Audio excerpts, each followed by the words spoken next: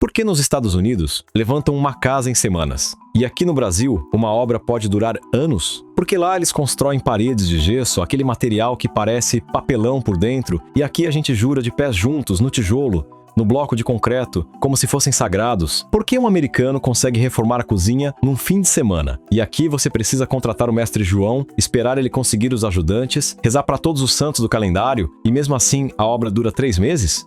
Olha, eu me fiz essas mesmas perguntas, e quando comecei a pesquisar, descobri que a resposta não é simples. Não é que eles são mais inteligentes, não é que a gente é preguiçoso, não. A história é muito mais interessante do que isso. São 10 razões profundas culturais, climáticas, econômicas, históricas, que explicam por que o Brasil e os Estados Unidos constroem de maneiras tão radicalmente diferentes. E eu te prometo, quando você terminar de assistir esse vídeo, você vai olhar para sua própria casa com outros olhos. Então fica aqui, porque o motivo número 5 vai te deixar com a boca aberta. E o número 8? O número 8 vai te fazer entender por que o seu primo, que mora em Orlando, tem aquela casa que parece de filme e ficou pronta em 4 meses. Vamos lá. Motivo cardinalum: a madeira versus o barro. Uma questão do que tem debaixo dos seus pés. Imagina que você é um colono europeu chegando à América do Norte há 400 anos. Você chega no norte, no nordeste, no que hoje é Nova Inglaterra, Pensilvânia, os Grandes Lagos. O que você vê? Florestas. Florestas imensas, intermináveis, de pinheiros e abetos que chegam até o céu. Árvores retas, altas, com madeira dura e resistente. E um frio que corta os ossos. O que você faz? Corta a madeira e constrói sua casa. Não porque você é muito inteligente, mas porque não tem outra opção. A madeira está ali, é abundante e ainda por cima te isola do frio. Agora imagina que você é um indígena ou um colono no Brasil, pré-colonial e colonial. O que você tem em volta? Barro, argila, pedra e um sol que bate forte quase o ano inteiro. As civilizações indígenas brasileiras já construíam com barro compactado, palha e madeira local. Os portugueses que chegaram com Cabral encontraram um território onde a tradição construtiva usava o que a terra oferecia, e em vez de mudar esse sistema, adaptaram e potencializaram. O tijolo cozido, o bloco de cimento, a mistura de areia e cal, tudo isso é herança direta do que já existia aqui e do que os portugueses trouxeram da sua própria tradição mediterrânea, onde também se constrói com pedra e alvenaria. Enquanto isso, nos Estados Unidos, a indústria madeireira cresceu tanto que hoje o país é um dos maiores produtores de madeira para a construção do mundo. O pinheiro do sul, o abeto de Douglas do noroeste são madeiras baratas, abundantes, tratadas industrialmente e prontas para construir. No Brasil temos madeira, sim. Somos um país com florestas riquíssimas. Mas nunca desenvolvemos uma indústria madeireira voltada para a construção civil na escala que eles desenvolveram. E sem essa matéria-prima barata e disponível, construir em madeira aqui simplesmente não faz sentido econômico. Primeiro motivo: simples assim, profundo assim. Motivo cardinal 2: o calor que nos protege, a inércia térmica. Aqui vem algo que muita gente não sabe, e que é um dos argumentos mais poderosos para entender por que no Brasil o bloco e o tijolo não são uma tradição teimosa, são uma solução inteligente. Se chama inércia térmica. E é basicamente a capacidade que o material tem de absorver calor lentamente durante o dia e liberá-lo lentamente durante a noite. Você já entrou numa casa de adobe ou de bloco grosso no meio do verão, lá no sertão nordestino, no Cerrado Goiano, onde o calor é absurdo? E dentro está fresco, sem ar-condicionado, sem nada, só as paredes grossas fazendo o trabalho delas. Isso é inércia térmica. O bloco absorve o calor do sol durante horas, mas quando esse calor finalmente chega ao interior da casa, já é noite e a temperatura lá fora já caiu. O resultado: a casa se regula sozinha. Agora, nos Estados Unidos, nos estados do Norte Chicago, Nova York, Minnesota, o problema não é o calor, é o frio. Um frio de menos 20 graus no inverno. E lá, a inércia térmica não te serve de nada. O que você precisa é de uma parede que não deixe o calor que você produz dentro escapar para fora. E o que é melhor para isso? Uma parede fina de madeira com lã de vidro no meio. Aquele material esponjoso que aprisiona o ar quente e não deixa ele escapar. É como um casaco para sua casa. Então os dois sistemas são inteligentes. Cada um foi criado ou evoluiu para responder ao clima onde é usado. O problema é que no Brasil, muitas vezes aplicamos alvenaria também, onde não precisaríamos tanto em cidades com clima ameno como Curitiba, São Paulo, Belo Horizonte, onde perfeitamente poderíamos usar outros sistemas. Mas a cultura, como você vai ver nos próximos motivos, é muito poderosa. Motivo cardinal 3. O mestre de obras versus a fábrica. O custo da mão de obra. Aqui vem um dos motivos mais importantes, e é um que tem a ver diretamente com dinheiro. Nos Estados Unidos, um operário de construção ganha, em média, entre 25 e 45 dólares por hora. Um encanador pode cobrar 80, 100 dólares a hora. Um eletricista, o mesmo. A mão de obra é caríssima. Então, o que os construtores americanos fizeram? Criaram um sistema onde a mão de obra fosse a mínima possível. O wood frame, aquele esqueleto de madeira que você vê em todas as casas americanas, é basicamente um sistema onde quase tudo vem pré-fabricado da fábrica. As vigas já têm a medida exata. As janelas já têm tamanho padrão. As portas, idem. As placas de drywall são de tamanho uniforme. As escadas se encaixam como um móvel de montar. Uma equipe de 4 ou 5 pessoas consegue levantar a estrutura completa de uma casa em uma semana. Não porque são super-heróis, mas porque o sistema foi desenhado exatamente para isso. Para minimizar o tempo, minimizar o erro humano e maximizar a velocidade. No Brasil, a realidade é diferente. Temos uma abundância de mão de obra qualificada em construção tradicional. O mestre de obras brasileiro é extraordinário. Consegue fazer coisas com tijolo, massa e desempenadeira que são francamente uma arte. Mas esse sistema exige tempo, exige turmas, exige que cada parede seja feita tijolo por tijolo, fiada por fiada, e enquanto a mão de obra continuar sendo mais barata do que investir em materiais industrializados e pré-fabricados, o incentivo para mudar de sistema simplesmente não existe. Não é preguiça, não é ignorância, é economia pura. Mas atenção, isso está mudando. Os custos de construção no Brasil subiram muito. A demanda por moradia é enorme e alguns incorporadores já estão olhando para o wood frame e o steel frame com muito interesse. Guarda esse dado porque você vai precisar dele. Motivo cardinal 4, o inimigo invisível, o cupim. Tá bom, esse motivo é um dos que eu acho mais fascinantes. E é um que qualquer brasileiro que já teve casa de madeira conhece muito bem da pior forma possível. O cupim. Ou, para ser mais técnico, as térmitas. E eles são basicamente o maior inimigo de qualquer estrutura de madeira em clima quente e úmido. No Brasil, dependendo da região, os cupins podem destruir a estrutura de madeira de uma casa em questão de anos, não décadas, anos. Tem regiões do norte, do nordeste, do centro-oeste, onde o calor e a umidade criam as condições perfeitas para esses insetos se multiplicarem sem controle. Uma casa de bloco ou tijolo não interessa ao cupim. Ele não consegue comer. Mas uma viga de madeira é literalmente o alimento favorito dele. Nos Estados Unidos, desenvolveram tratamentos químicos industriais para madeira que a tornam praticamente imune às térmitas. Mas esse tratamento tem custo e precisa ser renovado periodicamente e requer inspeções regulares. No sistema americano, isso já está integrado. Cada casa tem sua inspeção anual de térmitas, há seguros que cobrem, há empresas especializadas.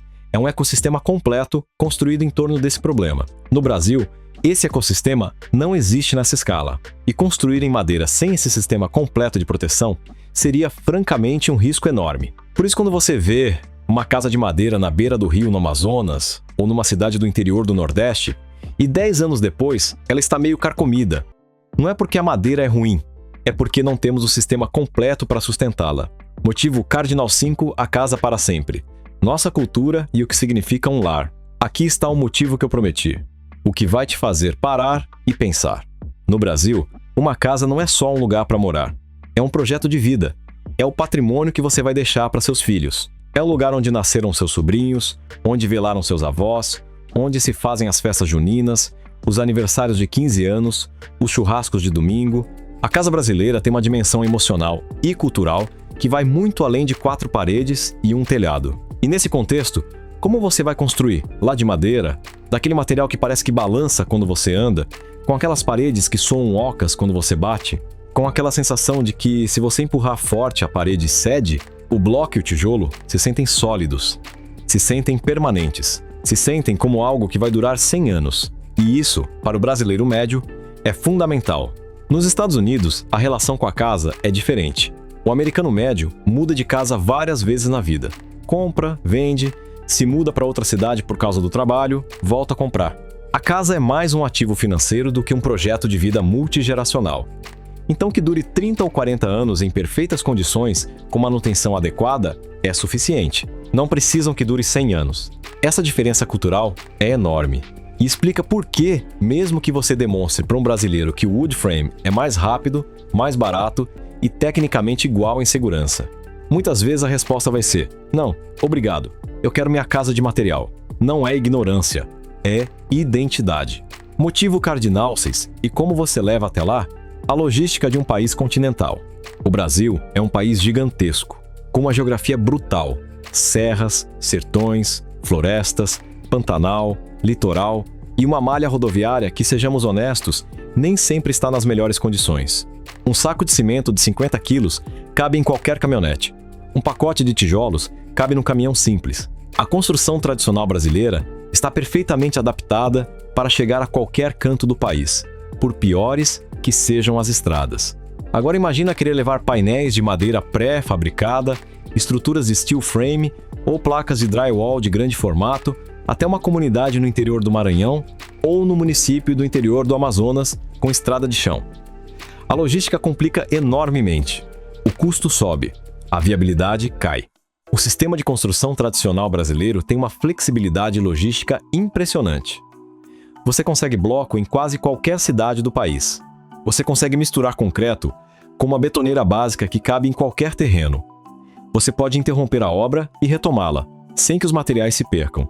Os materiais do sistema americano são mais delicados. A madeira tratada precisa ser armazenada corretamente. O drywall não pode molhar.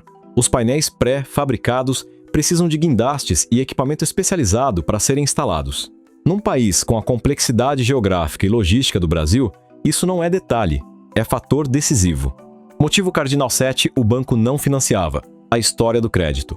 Esse motivo é um dos que mais me incomodou quando pesquisei, porque é um daqueles casos onde uma decisão burocrática afetou a vida de milhões de pessoas sem que quase ninguém percebesse.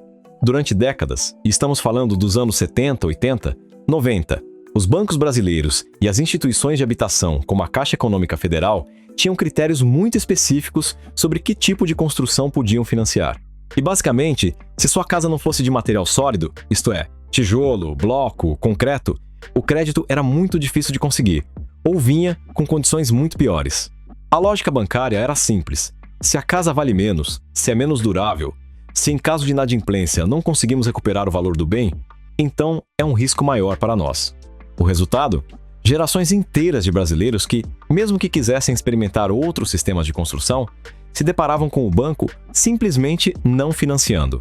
E quando o crédito não está disponível para determinado tipo de construção, esse tipo de construção não se desenvolve, não surgem empresas especializadas, não se forma mão de obra qualificada, não se gera a cadeia de valor completa que você precisa para um sistema construtivo ser viável em larga escala. É um círculo vicioso perfeito. Sem financiamento não há adoção, sem adoção não há indústria. Sem indústria, os custos são altos. Com custos altos, o banco não financia. Hoje, isso está mudando gradualmente. Algumas instituições já financiam construção em steel frame e wood frame. Mas o atraso cultural e econômico de décadas não se apaga de um dia para o outro. Motivo cardinal 8, os fios e os canos. Como pensa um pedreiro brasileiro?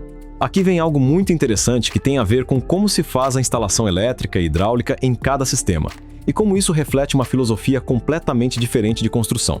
No sistema americano, os fios elétricos vão simplesmente grampeados nos caibros de madeira dentro da parede. Os canos de água correm livremente entre as cavidades do wood frame. Se você precisar mudar algo, abre o drywall, que é relativamente fácil e barato de substituir, faz sua modificação e fecha de volta. Rápido, limpo, simples. No Brasil, o sistema é completamente diferente. Os fios vão dentro de eletroduto metálico ou de PVC embutido na parede. Os canos de água vão rasgados, ou seja, em canais abertos no bloco ou no tijolo com talhadeira e martelo, e depois preenchidos com argamassa. É um trabalho que exige habilidade, tempo e ferramentas específicas. E aqui vem um ponto importante. O pedreiro brasileiro sabe fazer isso com maestria. Aprendeu com seu mestre, que aprendeu com o dele. É uma habilidade transmitida por gerações. Mas essa mesma habilidade o torna resistente à mudança, porque para trabalhar com wood frame, ele precisaria aprender um sistema completamente diferente. Não é que ele não consiga, é que significaria começar do zero, reaprender e assumir o risco dos primeiros projetos onde inevitavelmente vai errar enquanto aprende. E some a isso que o cliente brasileiro também não está acostumado. Quando o mestre João fala, vou passar os fios por dentro da madeira, sem eletroduto, O cliente fica nervoso, parece arriscado, parece improvisado. A mudança de sistema construtivo não é só técnica, é uma mudança cultural completa que envolve pedreiros, clientes, fornecedores, fiscais e bancos ao mesmo tempo. E isso leva tempo. Motivo cardinal 9: terremotos, furacões e a natureza que não perdoa. O Brasil tem uma característica geológica que muita gente não valoriza devidamente. Não somos uma zona sísmica severa.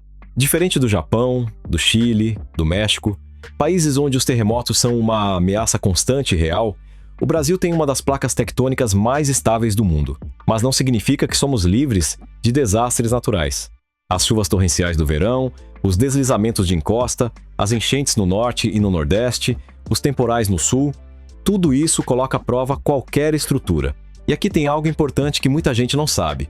As casas de wood frame americanas são, na verdade, muito boas para terremotos, porque a madeira é flexível. Quando a terra treme, a estrutura de madeira dobra e se adapta sem quebrar.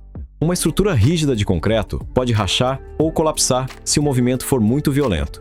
No entanto, para as ameaças específicas do Brasil, principalmente a água à alvenaria tem vantagens claras. Uma parede de tijolo não apodrece com a umidade, não cria mofo estrutural, não cede quando fica encharcada por dias seguidos. O drywall, a madeira e os sistemas a seco americanos são extremamente sensíveis à umidade. E num país tropical como o Brasil, onde a umidade relativa do ar, em muitas regiões, fica acima de 80% o ano todo, manter esses materiais protegidos exige um sistema de ar-condicionado central funcionando ininterruptamente, o que tem um custo alto tanto de equipamento quanto de energia elétrica. E diferente dos Estados Unidos, onde esse ar-condicionado central sai por volta de $5.000, no Brasil o custo equivalente é muito mais pesado proporcionalmente à renda média da população. Sem o ar-condicionado controlando a umidade, a casa de madeira e drywall começa a se deteriorar rapidamente em clima tropical. Mais uma vez, não é que o sistema americano seja ruim, é que ele foi desenhado para outro clima, e adaptar ele para a realidade brasileira exige investimentos que ainda não estão acessíveis para a maior parte da população. Motivo cardinal 0: a fábrica versus a arte. Padronização industrial. Chegamos ao último motivo. E esse, para mim, é o mais revelador porque toca em algo que os brasileiros têm muito fundo: o orgulho do trabalho bem feito à mão. Nos Estados Unidos, 80% das casas são construídas por apenas 25 grandes construtoras nacionais. Empresas gigantescas que produzem moradia como se fosse uma linha de montagem. Um mesmo projeto se replica em 30 estados diferentes. Uma casa construída no Texas é praticamente idêntica à que se constrói em Ohio. Mesmas medidas, mesmos materiais, mesmo processo. A vantagem é enorme: eficiência, velocidade, custos baixos, controle de qualidade uniforme. Uma casa de 4 quartos e quase 300 metros quadrados pode estar pronta em 100 dias. A desvantagem é que se perde algo. Perde-se a singularidade. Perde-se o projeto específico para o lugar, para o clima local, para o gosto pessoal. Todas as casas se parecem. Os bairros se parecem. É como um clone gigante repetido por todo o país. No Brasil, a tradição é oposta. Quando alguém vai construir sua casa, contrata um arquiteto ou vai direto ao mestre de obras e diz: quero assim, com essa distribuição, com esse acabamento. A casa é única, tem as particularidades do dono, tem a identidade do lugar. A varanda generosa para o fim de tarde, a área gourmet com churrasqueira que nenhum projeto americano contempla, o quarto reversível que vira escritório ou quarto de bebê conforme a vida muda, o jardim com a mangueira que o dono plantou, o portão de ferro trabalhado pelo serralheiro da cidade, o piso de granito escolhido pedra por pedra na marmoraria. Tudo isso é personalização que um sistema industrial padronizado simplesmente não consegue oferecer. E aí está o paradoxo. Somos mais lentos? Sim. Somos mais caros em certos aspectos? Sim. Mas produzimos casas com alma, com identidade, com história. Isso tem valor? Com certeza absoluta. Bom, chegamos ao final desses 10 motivos e eu quero ser honesto com você. Não vim aqui te dizer que um sistema é melhor do que o outro. Vim te dizer que são diferentes. E que essas diferenças têm raízes profundas na terra que pisamos, no clima que enfrentamos, na história que herdamos, na cultura que nos formou. O sistema americano é brilhante no que faz: velocidade, eficiência, custos controlados, produção em massa. Se você precisa levantar milhares de casas em pouco tempo e a baixo custo, é difícil ganhar dele. O sistema brasileiro tem sua própria brilhância: adaptabilidade, personalização, resistência cultural, identidade. Uma casa brasileira bem construída, com bloco e tijolo, pode durar gerações sem grande manutenção. E isso tem um valor que nem sempre aparece nas planilhas. O que eu acredito, e isso é importante, é que o Brasil precisa evoluir, não copiar, evoluir. Pegar o melhor dos sistemas industrializados, adaptar a nossa realidade climática e geográfica, capacitar nossa mão de obra, desenvolver a indústria de materiais a seco e criar sistemas de financiamento que apoiem a inovação construtiva. Já existem empresas brasileiras trabalhando nisso. Já existem arquitetos jovens experimentando com steel frame, com painéis de concreto pré-fabricado, com sistemas mistos que combinam a solidez do concreto com a velocidade do wood frame. Já existem projetos de habitação social demonstrando que é possível construir mais rápido e mais barato sem sacrificar qualidade. A mudança está vindo. Devagar como tudo que dura, mas está vindo. E você, que chegou até aqui, já sabe mais sobre por que sua casa é como ela é do que 99% das pessoas. Isso não é pouca coisa. Se esse vídeo te ajudou, compartilha. Manda para aquele amigo que sempre fala que no Brasil a gente constrói errado, ou para o familiar que está prestes a começar uma obra e não sabe por que estão recomendando uma coisa ou outra. E se você tiver perguntas, dúvidas, ou quiser que eu aprofunde algum desses temas, os comentários são seus. Eu leio tudo. Até a próxima!